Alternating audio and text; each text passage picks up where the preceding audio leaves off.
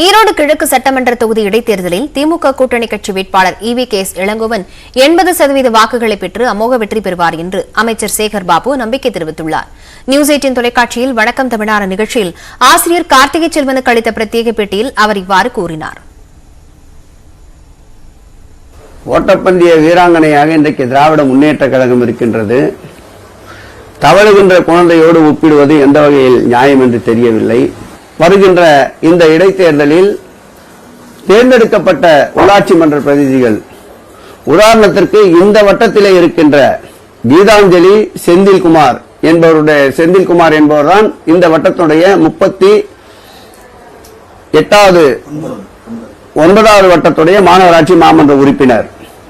அவர் மக்களிடம் பெற்றிருக்கின்ற செல்வாக்கை பார்த்தால் இந்த 9 மாதங்களில் எங்கு சென்றாலும் இருகரம் கூப்பி வணக்கம் தெரிவித்து புன்முறுவலோடு அவரை வரவேற்கின்ற நிலையை பார்த்தால், கடந்த முறை அவர் மாநகராட்சி மாமன்ற தேர்தல் பெற்ற வாக்குகளை விட அவர் ஆற்றியிருக்கின்ற பணிகளால், இந்த ஆட்சி செய்திருக்கின்ற சாதனைகளால் கூடுதலாக வாக்குகளை பெறுகின்ற ஒரு நல்ல சூழல் நிலவுகிறது.